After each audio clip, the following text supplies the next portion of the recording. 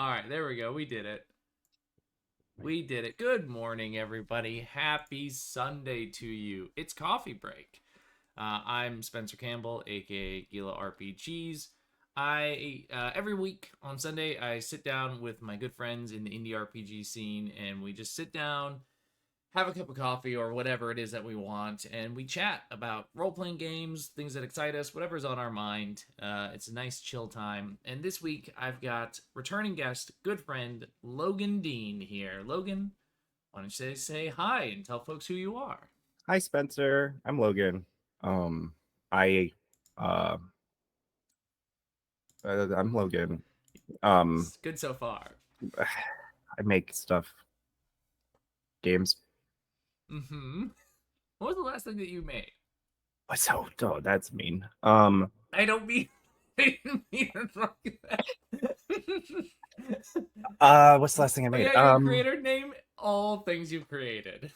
Right. So I published under Megacorp Games. I made the company. I made Psychers. I made Extraction from Demon Folk, Cleveland, 1996. Metroscape Bloodbath. I think Psychers was the last thing that came out because that came out That's what I last thought. fall Yeah. under Space Penguin. It's that blue one.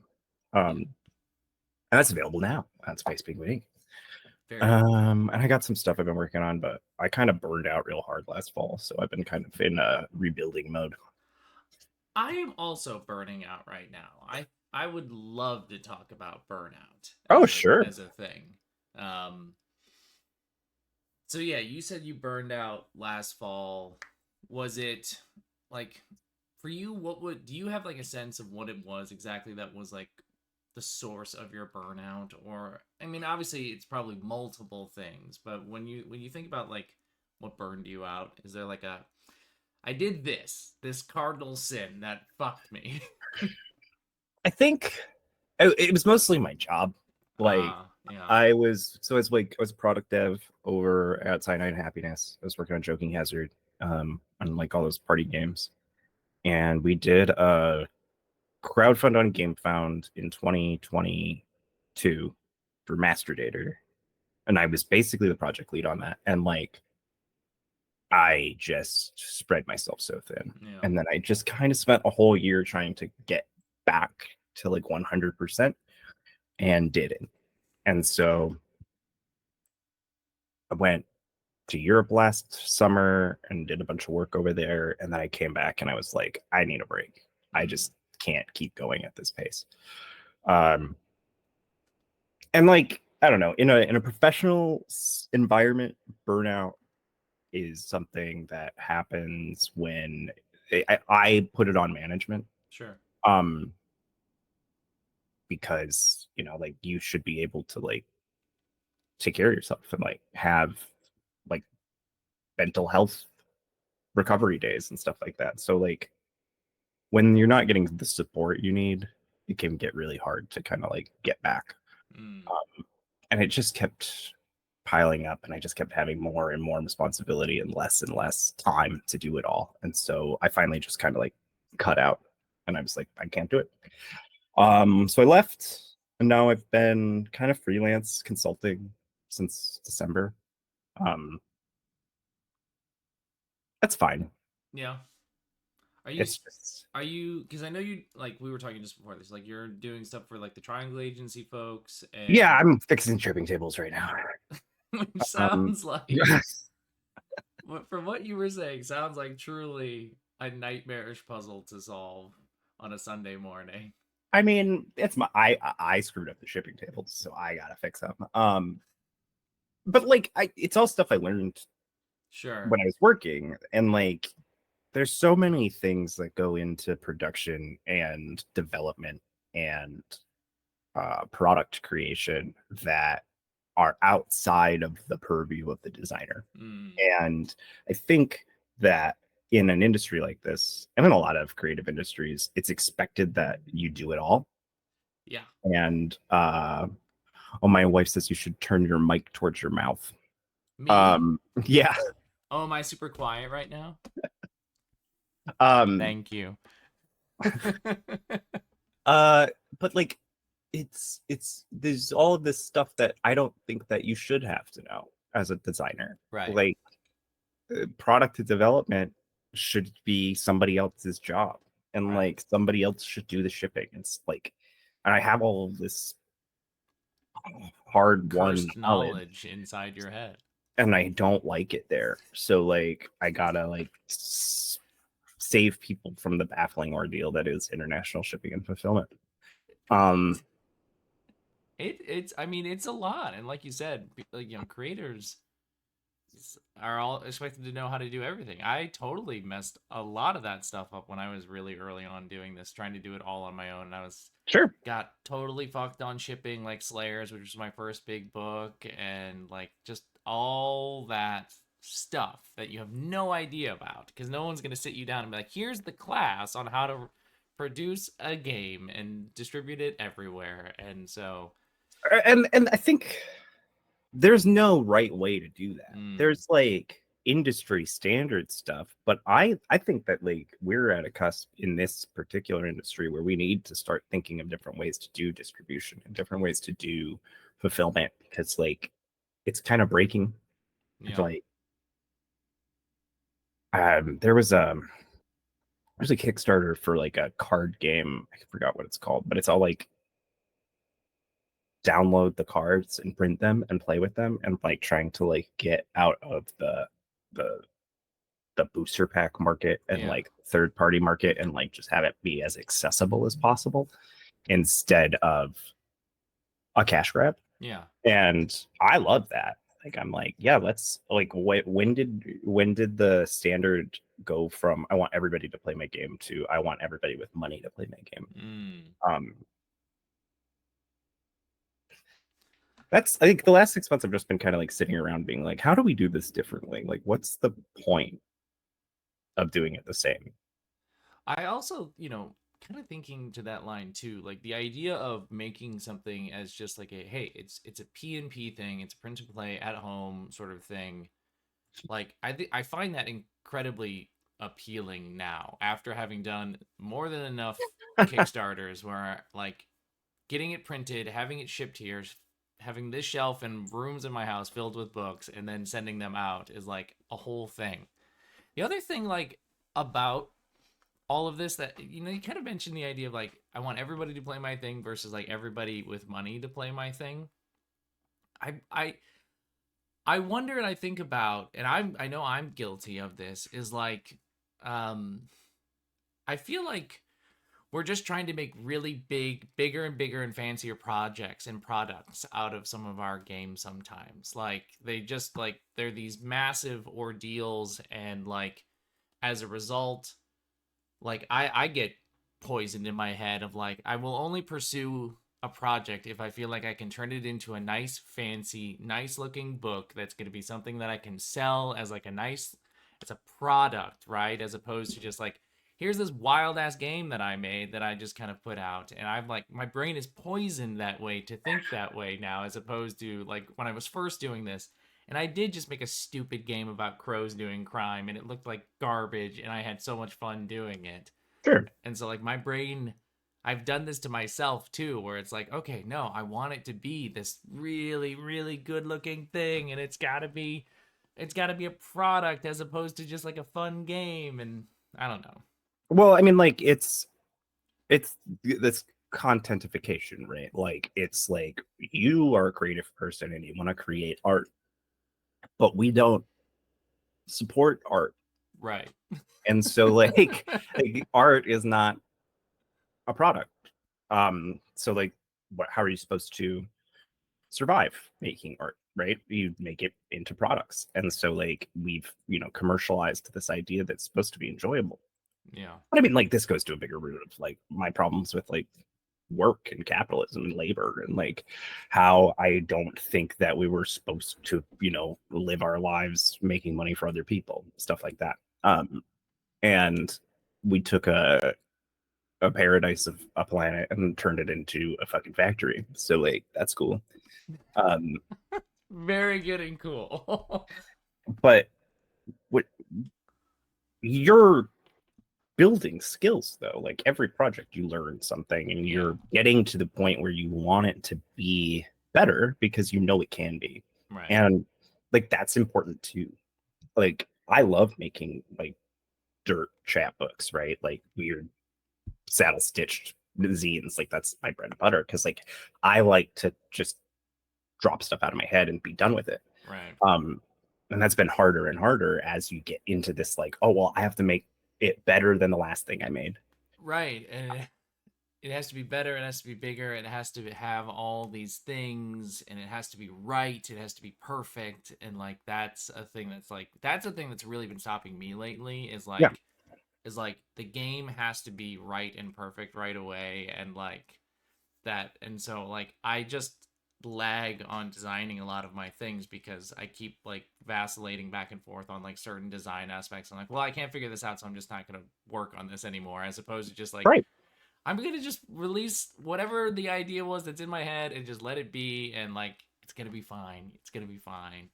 Um, yeah, I don't know. I th- I don't I don't know either. And like it's been harder for me lately to create because I've been in this like kind of like, oh, I want to relax. I want to like get my brain back to working, but like I have this itch to like write and like do mm, stuff. And so I've been like slowly chipping away at a project, but like not in a way that's like that feels productive. It just feels like I'm just going through the motions, right? right. Try and like stimulate my brain into working. And Mm. like I don't want to work. I just want to sit around. Like I'm just so tired. Um Are you that working on? Oh, sorry. Go ahead. no, go ahead, please. I'm just rambling. I was about to say, are you working on card games these days? I have a couple of card games like in let's see, let's look at the big board. Yes. Yes. I'm doing a lot of consulting on card games. Okay. Card games are great because they're cheap and fun, and I love card games. And I would love to finish this like mech card game I've been working on. Oh yeah. But like I get so bogged down in it because card games and role playing like they're in the same industry, but like I don't have to balance a role playing game. Right. I'm That's the supposed thing. to, but Right. like I don't care. Like Psychers is not a balanced game. Like Right. it's Psychers is a power fantasy. Like I honestly, Psychers is like the closest thing to a Gila RPG's game I think I've ever Mm, made. Because it's that power fantasy, right? Like it's that right. idea that like, oh, I just want to make games that are fun. Mm. What a concept. Uh, and like kind of dangerous. Ooh. Like they feel a little rough. Yeah. I Mhm. don't know. I love Gila and Grindhouse movies, and like I feel like that unfinished nature of them really sets them apart from like really polished stuff. So like Mhm. it feels like I want people to feel like they found this thing that like it's Mhm. not a product. It's like a and in that sense it feels more like art. Like Yeah. it feels more like outsider art than it does feel like a product. Like and I think you can get that feeling it's evocative, right? Like it adds something to the overall piece. Yeah. I used to want to make big hardcover books, Right. and now I'm like, I don't care about big hardcover books because big hardcover books are a nightmare to make and ship and sell, and like, no, that's not what I want to do anymore. Yeah. I want to make 20-page zines and throw them in an envelope and call it a day. I That don't want sounds to real have nice. right, like I don't want to have to do for myself 30 country shipping tables.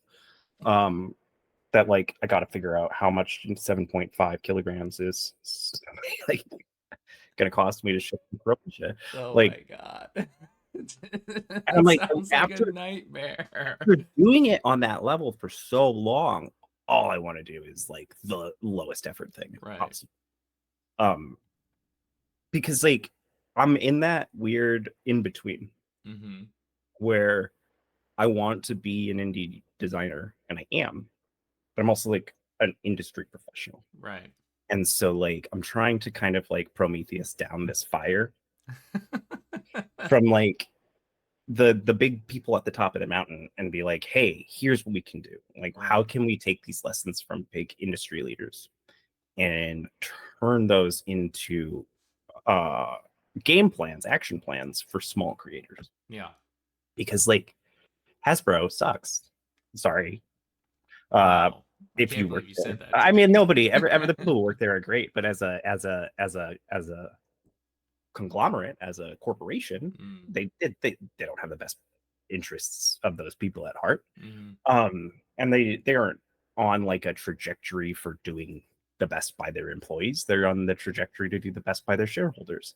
So like that we as developers can't think like that because Right. we don't have shareholders. We don't have our we are the shareholders. How do we Mm. get ourselves the benefits of these products? Um, but that doesn't mean we can't look at those earnings calls and those projections for the year and not take something away from that. Mm. Um, I think I've told you before, I don't believe any of us are competing. Right. Like, Yeah. Yeah. I um, wholeheartedly agree with that. and I think that's true even with larger companies too. Like, we're not competing with Hasbro. Like, we're not.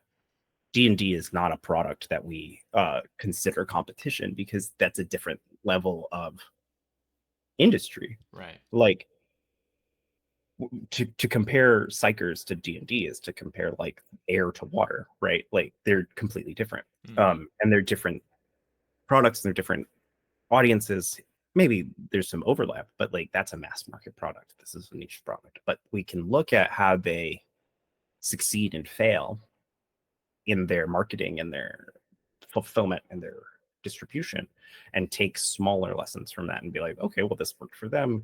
And the beautiful thing about Dungeons and Dragons is that it's a gateway product. Like it inspires people to reach out into the hobby more Yeah. for the most part. A lot of people get into that game and just stay in that game, Sure. but quite a few people go out and branch out and check out other stuff, and that's great for us because we are the other stuff. um so I hesitate to be like Dungeons and Dragons is bad because I don't.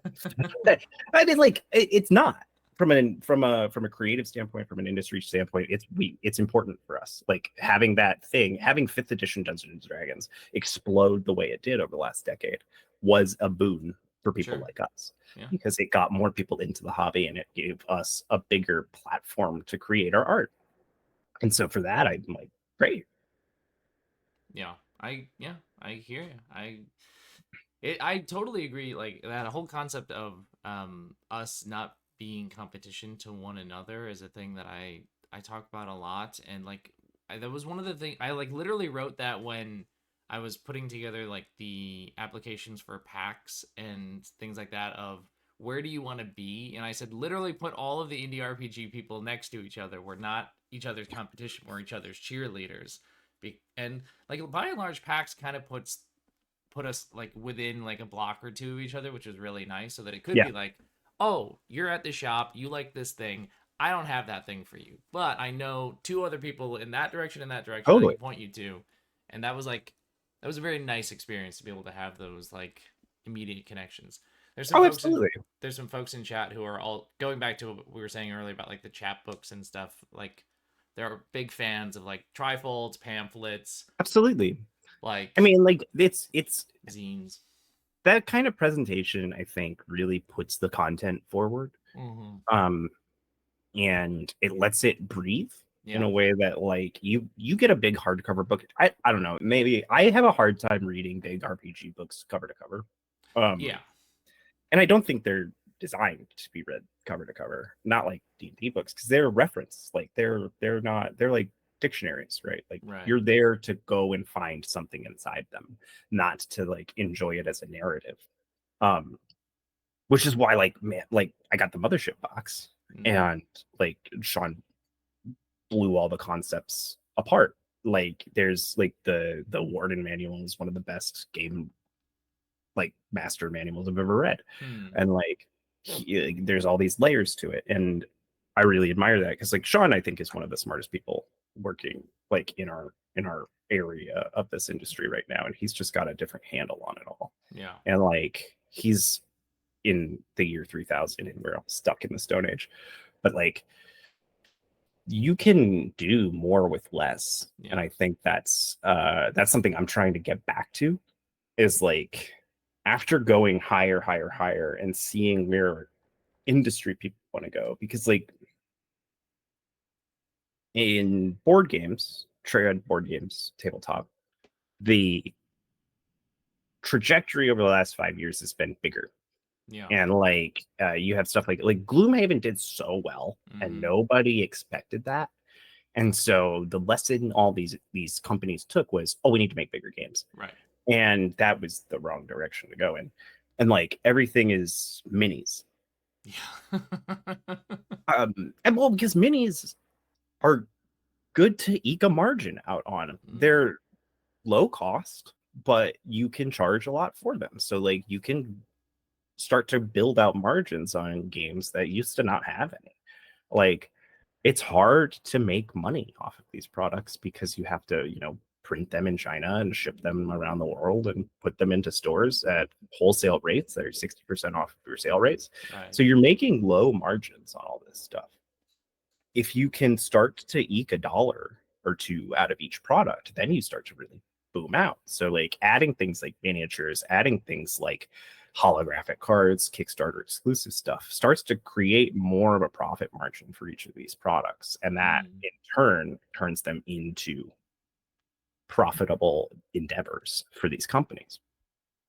But like they're not printing tons of copies of Cthulhu Wars, right? Like that Right. thing's like $500 and there's like a huge cube. Like those are niche products for like not a lot of people. Right.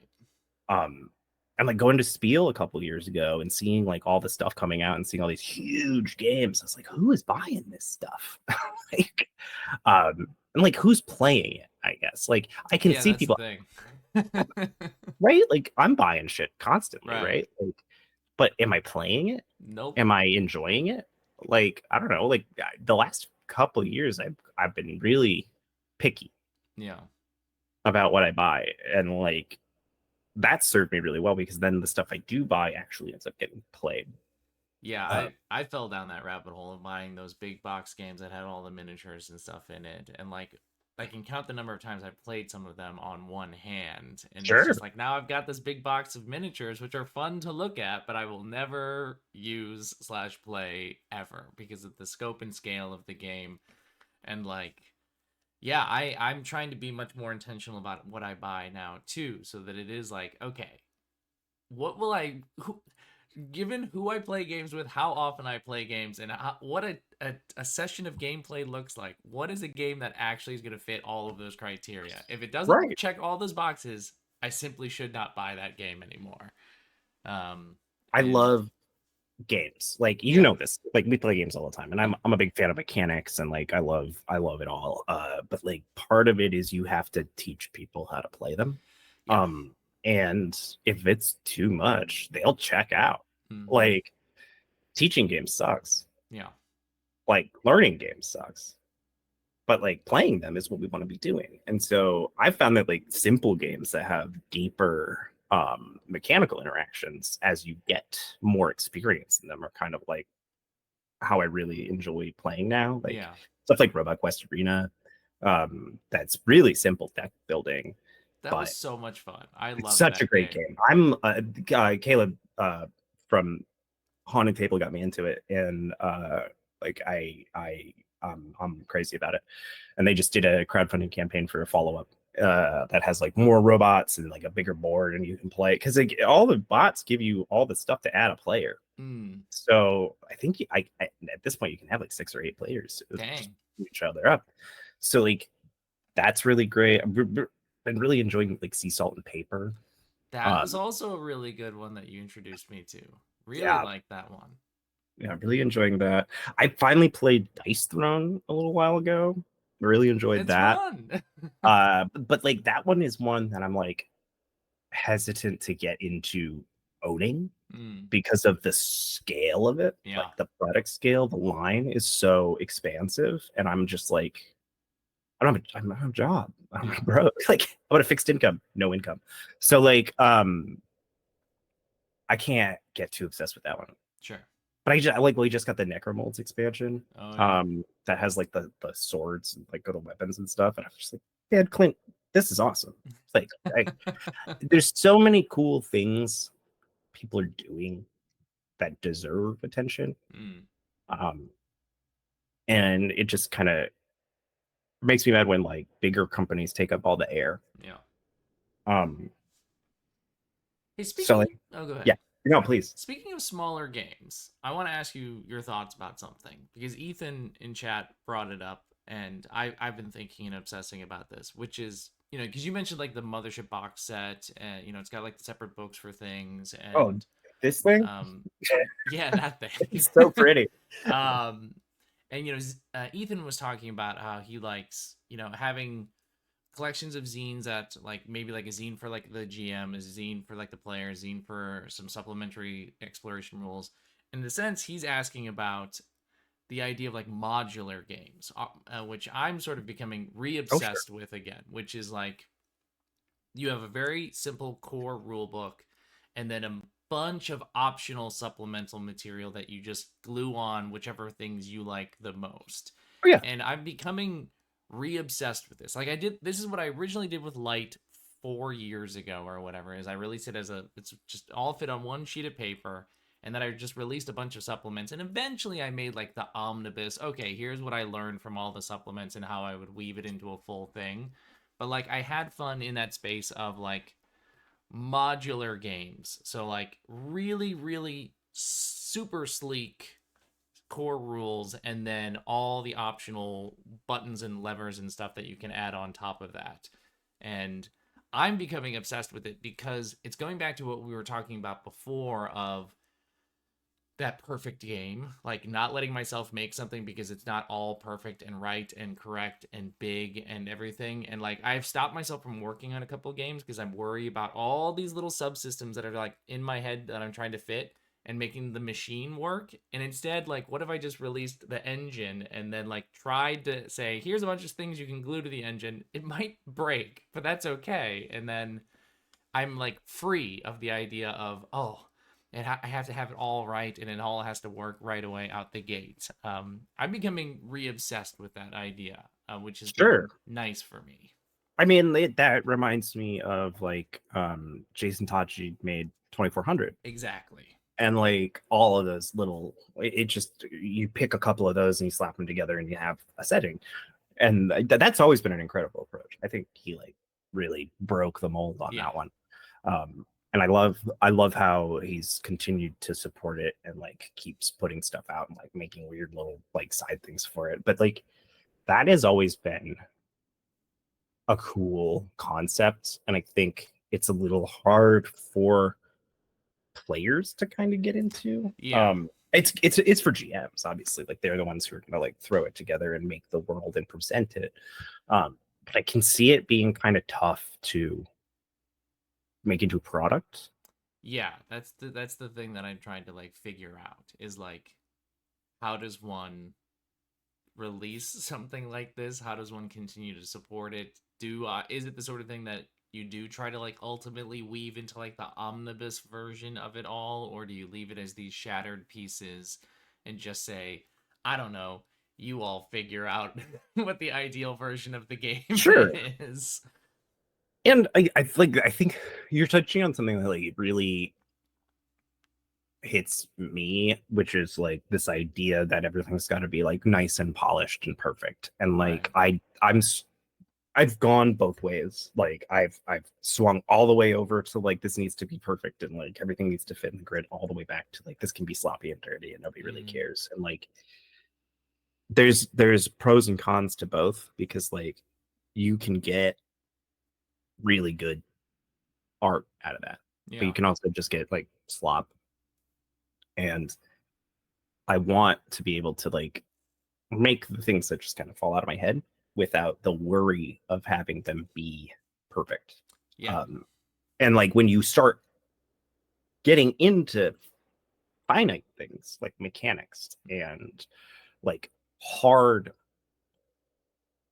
like load bearing stuff Yeah. in your designs, it becomes harder to let it be loose because those mechanics need rules and they need structure. Otherwise, they're not. It's not a game. Right. And like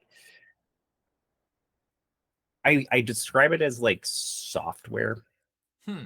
Um, so like the game is your OS, your hardware, Okay. and like all of these mechanics are little software bits that you're tweaking and Mm. coding.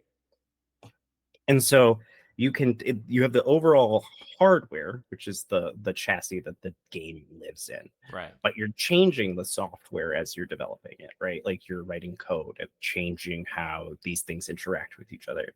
And so like you can kind of delineate these two concepts because they are really easy to merge.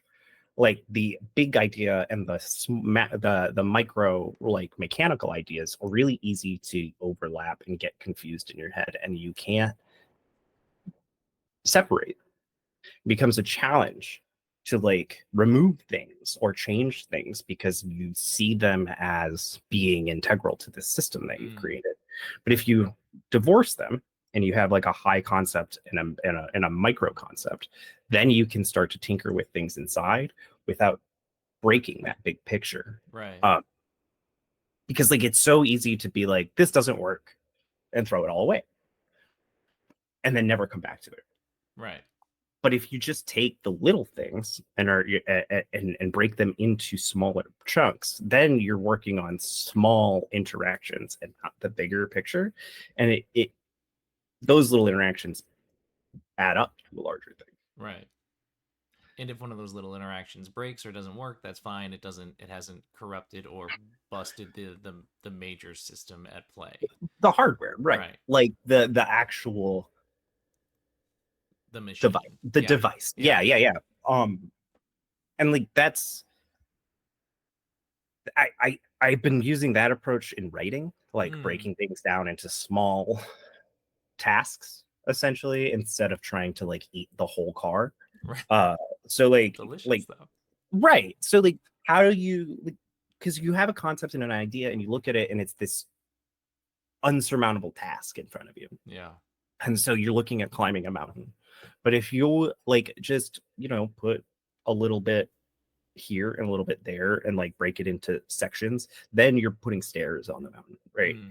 You're building up and you're not just dragging yourself lost trying to figure out what to work on next. Right. Um, and I think it's a discipline. Like I think I'm starting to like finally learn how to write Hmm. um, correctly. Sure. But like it's helping me break concepts down into like beats and themes and motifs and like how are we presenting this information, what is the evocation here, what do I want people to feel, um which is a new approach to designing that I'm taking, which is like what do I want people to feel. Interesting. That's cool. um well because like everything's evocative, right? Like and we're making games because we want people to think in a certain way, um and to discover things in a certain fashion, Mm. um because we're sadists. And I want like usually with a concept I want to be like what is the core evocation, what do I want people to feel like with the company. I want people to get stressed out. Right. Like the idea is that interpersonal conflict will be the driving conflict of the game, um instead of like some external conflict that most games have, right? Like a monster or dragon or something. Like the main conflict in the company comes from people who have to do jobs that conflict with each other, Right. um which was an accident, and it worked out because I like it a lot more. But when I looked at that concept and how it kind of accidentally manifested itself in the system, I was like, oh well, how do I do that on purpose? And so Psychers came from that. Like Right. Psychers is just like, oh, I want to make superpower characters that are dangerously overpowered and might explode Could um happen. right away.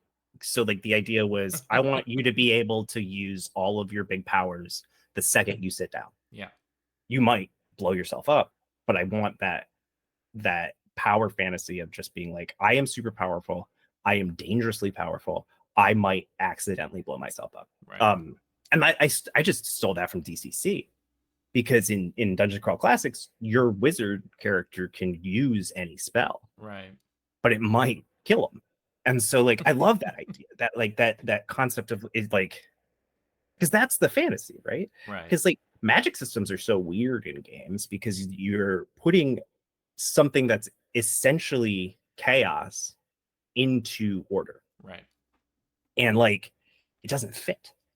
That's why there's so many questions around like if there's such a Sword Coast is such an interesting setting because there's magic, like powerful world destruction magic just around, Yep.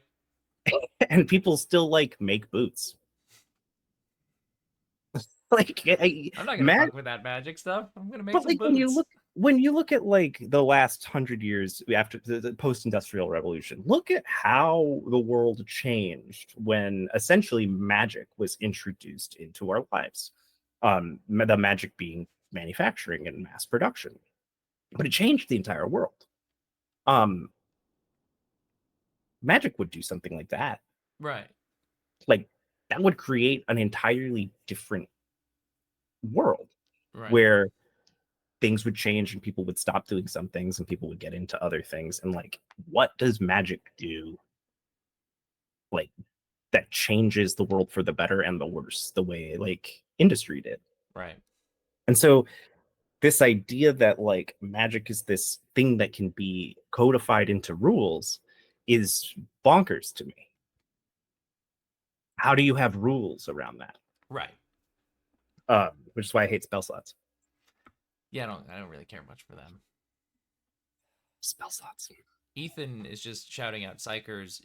You just do it, but the chance of things going bad gets higher was a game changer for Ethan when thinking about how to deal with reality bending power. So Oh, shout cool. out to Psychers for unlocking something for Ethan. Yeah, it gets easier as you can do the stuff like the big powers a little easier as you grow into them, but they're still wildly dangerous. Yeah, that's very Um, good.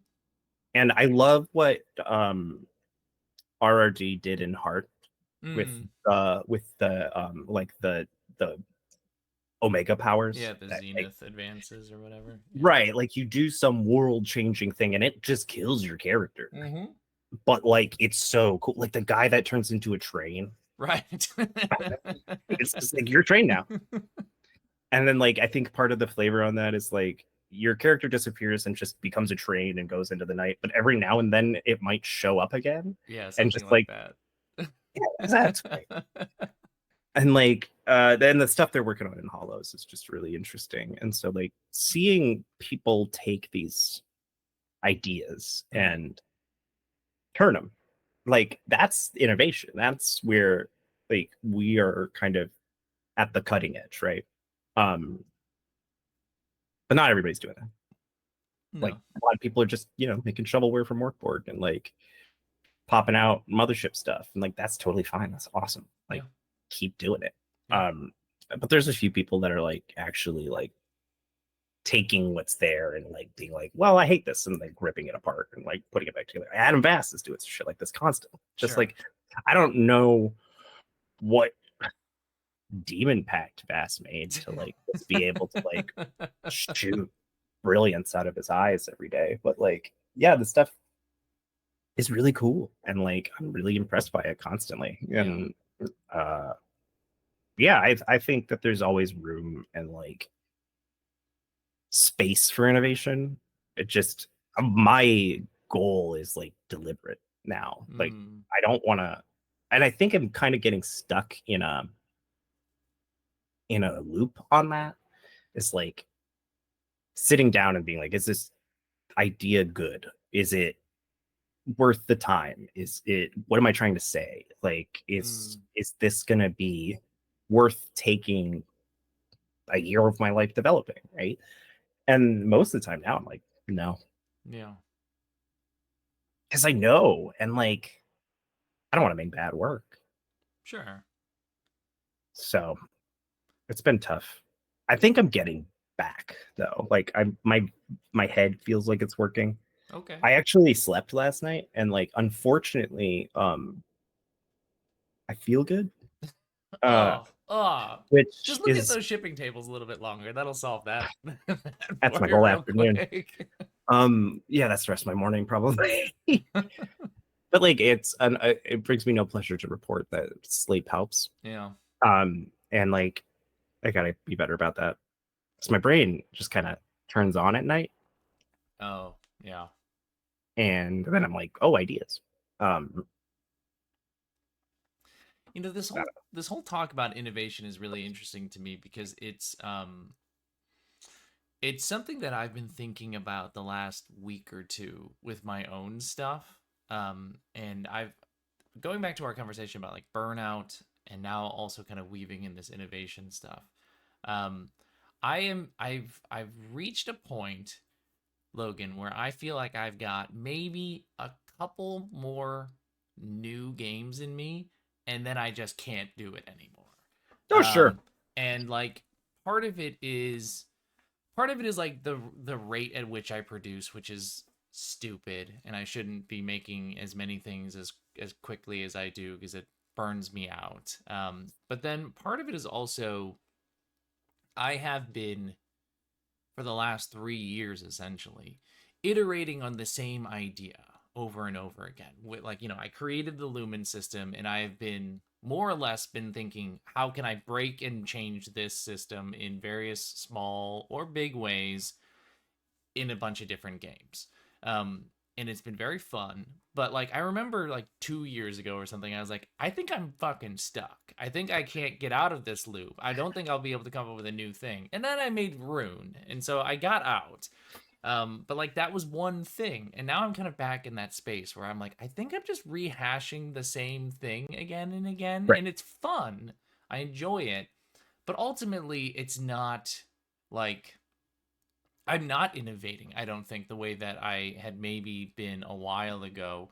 And maybe that's not the worst thing in the world. But like I've started to reach this point where I feel like I think my new goal at this point is to stop trying to make new games and to just have like a core set of flagship games that I like tag my name to, and I say these are the things I'm most proud of, and just like continue to support those games and just be like, here's more stuff for these things rather than trying to like chase the dragon and find the next new small slight iteration that I make on Lumen or something like that. Instead be like, okay, here's just some cool new shit for Slayers. Here's some cool new shit for Nova. Here's some cool new shit for whatever, and have like those things.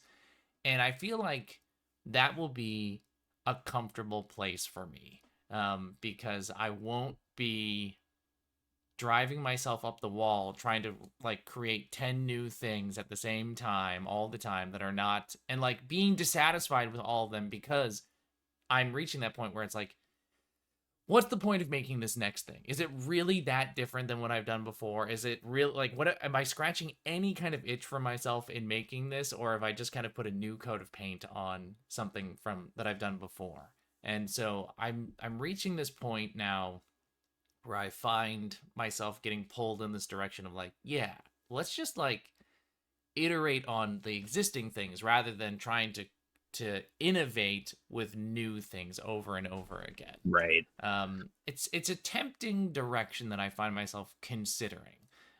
There's some work that would like I would need to do to get me to that point, which is like involving like revisiting some old games and elevating them up to like a here's where I see how they should work from here on out sort of stage. But I don't know. That's where my brain is these days with design. Is like I've got a couple more new things, and then I need to like rein it in massively. Sure. I think that's a natural like inclination to eventually just be like, I'm done. Right? Yeah. Like what more could I spill out of my brain? Um, I would be interested to see you pull that off because you just like or constantly come up with new ideas. So good luck. Yeah. But I get it. I'm in like a similar spot where it's kind of like what more do I have to say? What more do I want to do? Like I keep finding myself making systems Mm, and being like, why am I doing this? Like, yeah. what do I need a system for? Um, and that's just because like I don't want to like make stuff for other people's systems, Right. and I should. Like systems are terrible to design and they Mm, take forever and they're always busted. And like, what am I doing that's different than what somebody has already done? mm-hmm. Like how the hubris of thinking I could do it better. Um,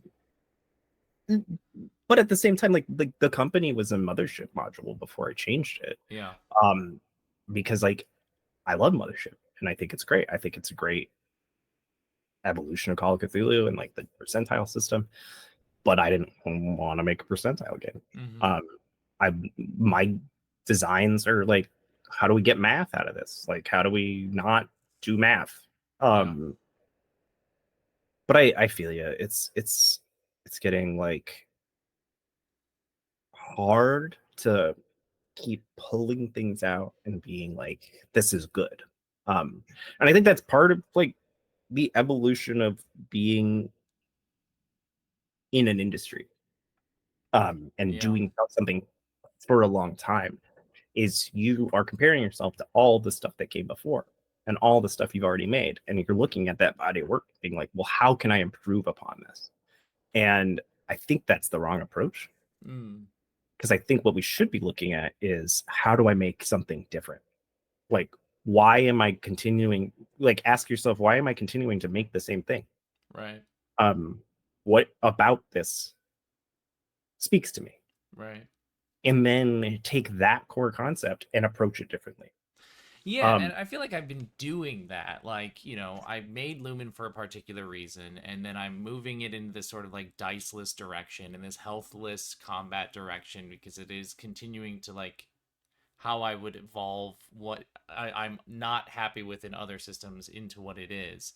But I feel like I'm reaching the end point of that eventually. Like, sure. and that is.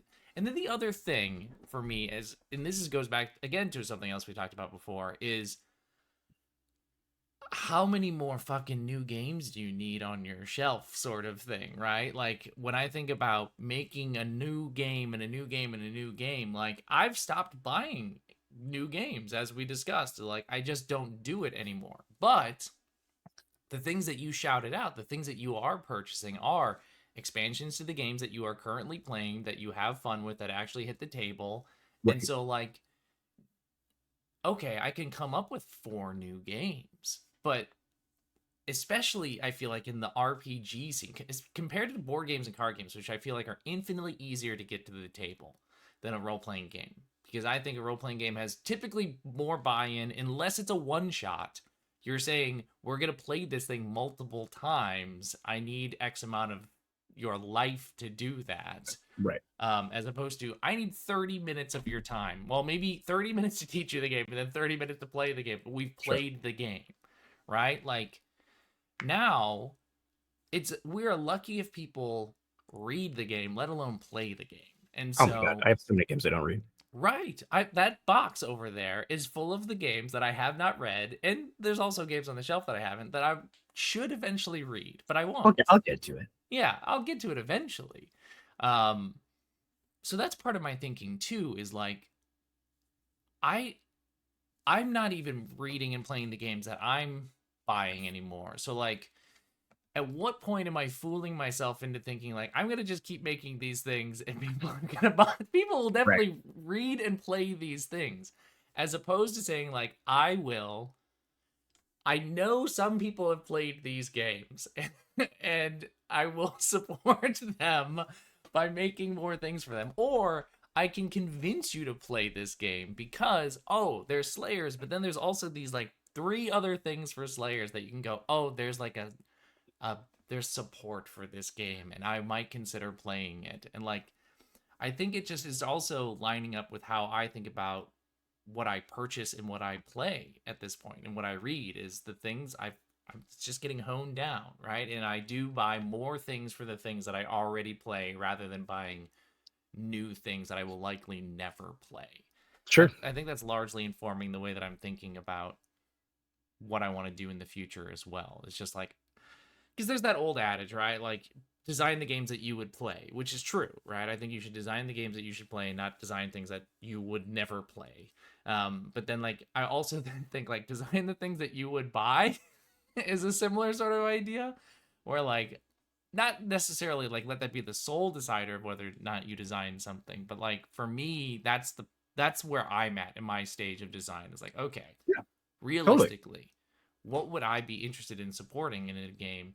That's the sort of stuff that I'm interested in designing at this point. I mean, yeah, absolutely.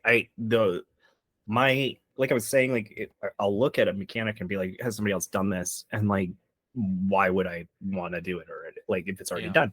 Like most of my design comes from wanting a certain experience and not finding it Yeah. and being like, oh, well, how do we make that? Right. Um, it's really interesting that you're talking about like a trajectory and like your work in the future because I think we're looking at a very different industry in the next few years Mm. because everything's kind of contracting and nobody has any money and the I think the bubble on especially board games is kind of bursting with things like Target cutting their board game section in half this Oh, fall. really? Oh Oh, yeah. wow. I mean the industry wide sales are down. And I think that's just there's so much Yeah. product and like it was so big. Um and it is the last 10 years have been a real boom for both trad tabletop and role playing games. And so all of these companies rose up Yeah. and got success, and now it's kind of falling apart, which happens in every industry. But like we're looking at a downturn, and I think people like you and me are in an interesting position because we aren't super established industry people Mm-hmm. with our companies, but we are small enough to pivot Right. and like to look at holes in the market and be like, how do I fill that?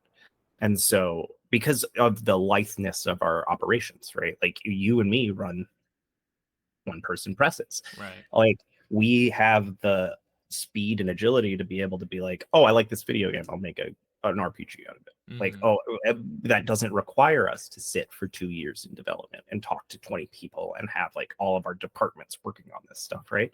Like that's a benefit.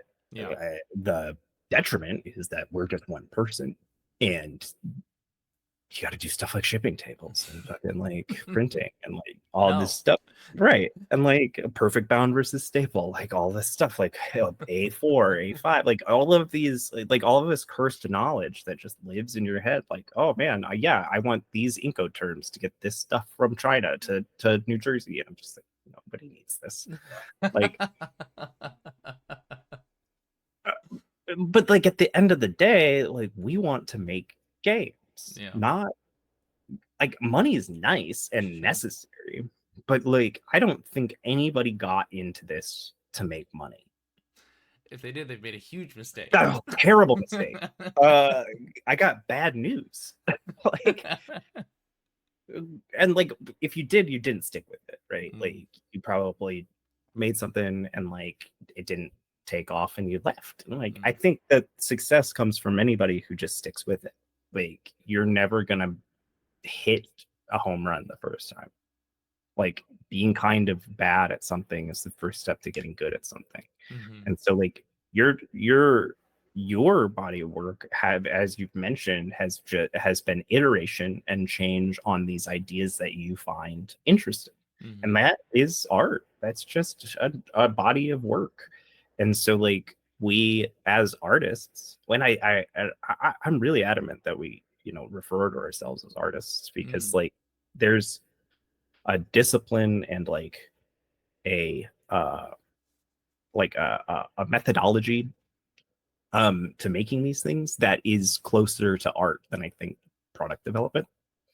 um because it requires imagination and creative thinking, and like it requires you to not be rigid in your execution, Mm-hmm. and that those are all hallmarks of art. And like you can't make a like a cleaning product creatively. Like it's a very process that this thing needs to do these things, and oh, I Right. guess like uh, it's It's all vibes. This it's all new about, yeah. spray that I've So, like, made. yeah, like it's not like they were, trying to make a new like jazz song and came up with Febreze. Like, That we I know don't, of. I don't know, but like I think that's my problem is I'm Yeah. thinking, is we're creating engines for people Hmm. to create memories with, and so like we have intention in our design, but that intention only goes as far as our minds. Like once it's with the player, that intention is whatever they want it to be. Right. And that is, as I think that's a really beautiful thing with role playing games, is like they're very open ended, as opposed to board games, which are very static. Right. And like these are the rules. This is how you win. This is how you play. Right. Role playing games are way more freeform, and like and you're talking about getting people in to play them versus board games, and Mm-hmm. you're right, it is bigger buy-in, but that's because you're asking people to let something go. Yeah. uh Board games let us comfortably live in a alternate world with very structured rules. Mm-hmm. These are, you do this on your turn, this is how you win XYZ, that's the procedure. Role-playing games give you more control, and for some people that's terrifying. Sure. I've done a lot of organized play um, in the past for Chaosium and other companies, and like Right. I would run games for people who hadn't played role playing games before, and those were the best tables because those people don't have the bad habits that a lot of us have Mm. onboarded for role playing games, like my guyism and like all of this, like what like inspiration and like shit like that. But like they also don't have any of the like like the hangups that longtime players have. Like they're not like, oh well, my inventory is this, or like I need these skills or anything. They just kind of dive in, Right. and it's a bias because like they are there. Usually these are at shows like Gen Con, so like they are there to do that. So they paid money too. So like there's a Right. bot, like they are engaged. Um, in a way that like if you were just running an RPG for people you knew for the first time, they wouldn't be. Um, I think they can be, but they wouldn't be like, I paid money for this, I'm Sure. gonna get the most out of it. Right. So like that was also a really nice part of it. But Mm.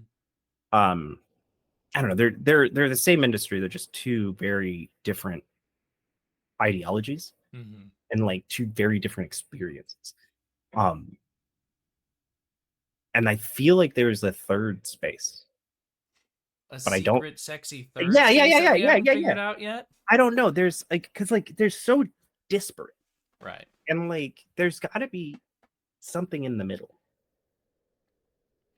Stuff like Gloomhaven kind of feels that, where it's like a role playing Sure. card game, like stuff like that. But like it feels like there's some bridge missing. Yeah.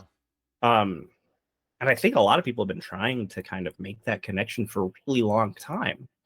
And I don't think it's impossible. I just think it's something that we aren't really mindful of. Hmm. Because like I mean, you've been doing this for a while, there's camps. Mm-hmm. Like there's two camps, there's board games and there's role-playing games, and Yeah. they're the same, but like those people are really one way or the other. Yeah. um and it's weird, it's an odd dichotomy that I don't think needs to exist, Hmm. Hmm. but I'm not going to solve that. I'm not gonna solve that, and I I'm not don't gonna, have any interest in doing that. try and make a board game to figure out what the happy medium between the those I two would camps really are call either. I if you were thinking of making a board game, stop. It's whatever you do. Like stop what you're doing. Yeah. Like I don't know. I think there's always room for new games, and there will always be new games, and people will always be innovating. And like something I love about board games is the games that were really popular 10 years ago have now been iterated into better games. Mm, So like the thing I'm playing the most recently is Dune Imperium, because I think it's really great. And what it does is it staples two of my favorite types of games together: worker placement and deck building. mm-hmm. And like those were great games on their own. Like I used to play Dominion all the time. I used to play Lords of Waterdeep all the time. Those are great worker placement deck building games. Right. Now people are just stapling these things together, and I'm like, amazing. Like, Mm, because Robot Quest is a deck builder with right. a tactics game stapled to it, Right. and like you can mix and match these things. Like you're talking about modular game design. That's what's happening is we're taking these larger concepts and being like, well, why not have two big mechanical engines in one game? Yeah, I mean, what do you think about things like that? Like Lancer does that, and like Icon is a similar sort of thing, right? Where like there are the two different sets of rules within the game of like, and I know people have thoughts about like how much is supported, which of those is infinitely has more support to it than the other. Like in Lancer, like it's like PBTA essentially outside of it, or like Forge in the Dark styles thing, and then it's like, and then there's the mech game, and that's a whole different set. But it is like it's understanding like, hey, these are two different modes of play that this game will evoke, but trying to come up with a singular resolution system to solve both of them is unsatisfying or won't work. And so smashing two different systems together into one book, like, do you like so do you see that as something that people in RPGs will start doing more or should I start think they doing? are. I think they are. Yeah. Like, Lancer's one of my favorite games. Yeah. I played a lot of it, and I really love that book. And it's real crunchy, but I like tactics. Right. So like I'm an XCOM guy, so like I love tactics games. The role playing in Lancer is very light. Right. Like the actual RPG system is very situational. It's Mm-hmm. very loose, um, which I like. I think it's really good. And then you get pilot stuff that really translates into the tactics version, like the tactics side of the game. And Right. the tactics side of the game is incredible. Like I think it's better than fourth edition Dungeons and Dragons, which is one of my favorite tactics RPGs. Mm. Because they did a good job with the tactics RPG in 4E. Yeah. Um, unpopular opinion. But Boo this man. it's not Dungeons and Dragons. It's a tactics game, Right. and that's fine. There's room for that. Right. Uh, Lancer does this cool thing where it's just like, yeah, make the coolest robot you can Yeah. and hope that you survive. And like, that's cool. Mm-hmm. It's hard to GM. Yeah, I can't imagine running that.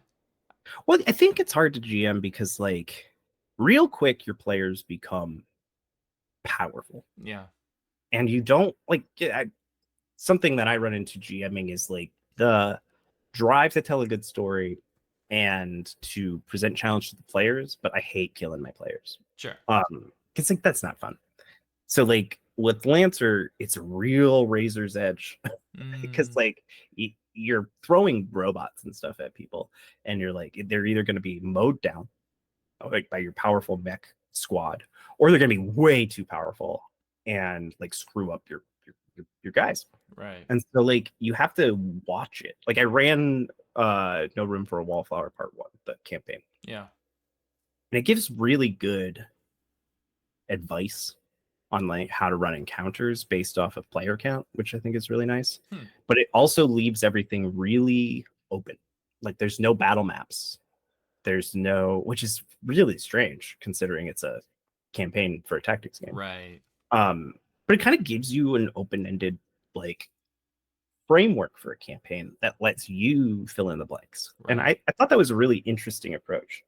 I like what they're doing over at Massive. Massive. Yeah. It's fun stuff and different. Yeah. It's cool. And It's cool. like I think there's like Sandy Pug has Hell Piercers, which is a Yes. similar, um, which is a similar thing, and like oh, it looks so cool. I can't wait. Yeah, and like we should be taking things. I think role playing people like designers should be taking as much as they can from board games because Yeah, I like agree.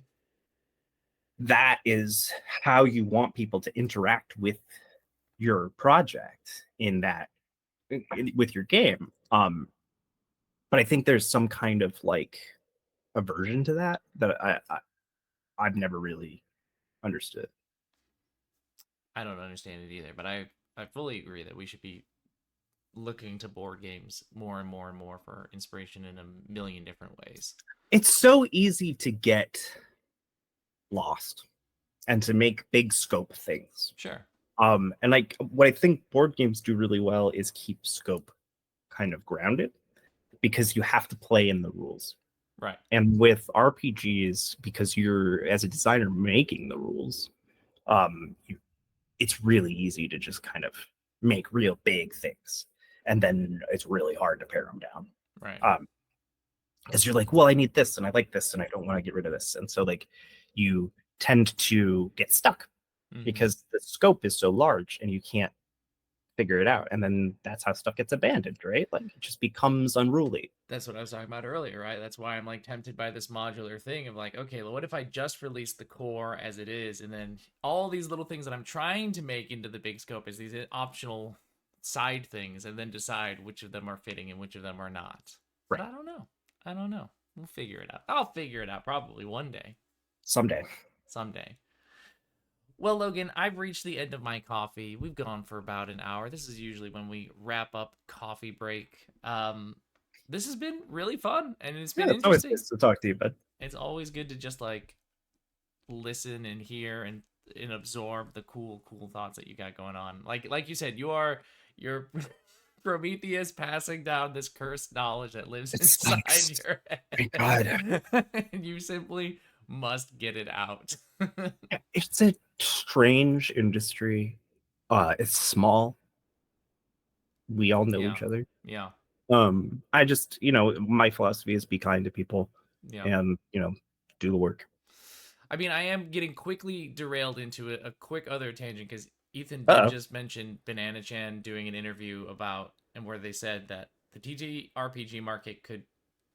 One thing that they should do is try to package them as board games to make them feel more accessible, like the box set sort of stuff. Yeah. Well, yeah, So I mean, we like, were talking about that for Rune. right. Because, like, I think that Rune would make an incredible box. So like the book, even The something book, a simple little as board, some little dice. board, Um, pencils, like all I that don't know sort if of. you have to give people pencils. Yeah, something like that. But yeah, some little boxed experience so that it is like, here's the game and I can see the game more concretely through these components as opposed to, oh, here's a book, I got to figure out what the fuck this game is in my head. That is also more attractive to retailers because Sure. it's you can face it out. It has shelf space. Like it looks more like a product. Yeah. And like with more and more books being released all the time, those just become spines on a shelf. Right. So if you can turn a box out, it's gonna be more attractive to a customer. Yeah. So there you go. Put it in a Absolutely. box. Done. Put it in a box. Excellent. I love that. Hell yeah. Yeah, that is kind of what like Hinakoto is doing with Miru with a lot of this stuff. Um, cool, cool beans. All right, Logan, Hell yeah. where can people find you if you want people to find you? Oh my gosh. Nowhere. My games are at mega-corp.itch.io. You can buy Psychers physicals on Space Penguin right now. I think we're gonna have Cleveland's up soon. Nice. And Metro Skates and What a Terrible Night, which was the first game I wrote in 2018, is getting reprinted, which is really Cool. exciting. We did Jarrett had me edit those, so all the words are spelled correctly now. Ooh, what a treat you've given us. What a boon. But yeah, mega-corp.itch.io. All the Megacorp games are pay what you want digitally. Always will be. I'm on Twitter, unfortunately. Ugh. Yeah, it's a shame. At ldeen__dean. That's about it though. Yeah. I'm not online a lot. I'm trying to like be a person. Yeah, I hear you. But yeah, that's the stuff. Physicals will be at Space Penguin because I don't want to deal with that anymore. I might run a Kickstarter What? later this year. For what? I don't know. Oh. My life. Um, For the mech game? no, I'm working on a Western thing Oh, okay. Cool. because, like, I don't know. I need to do something different, Sure. so I'm trying to get out of my comfort zone. Okay. Cool. And I've been Well, watching a lot of westerns. that'll do it. Cool beans. Yeah. Well, thank you so much to Logan for coming and hanging out. Thanks for folks who joined us or are watching this later on. Appreciate all of you. Links and all that will be down in descriptions. I don't have a guest for next week. I thought I had one and then I messed up the scheduling, so I got to figure that out. So hopefully between now and next Sunday, I will scramble and figure something out. We'll see. We'll see. I don't know. I'm going to be thinking about putting things in a box. That's going to be the thing that I'll take with me throughout this week. Put it in a box. Simply put it in a box. Take it out of the box. Have yourselves a wonderful rest of your day, morning, afternoon, evening, wherever it is you are, and we'll catch you next week. Bye.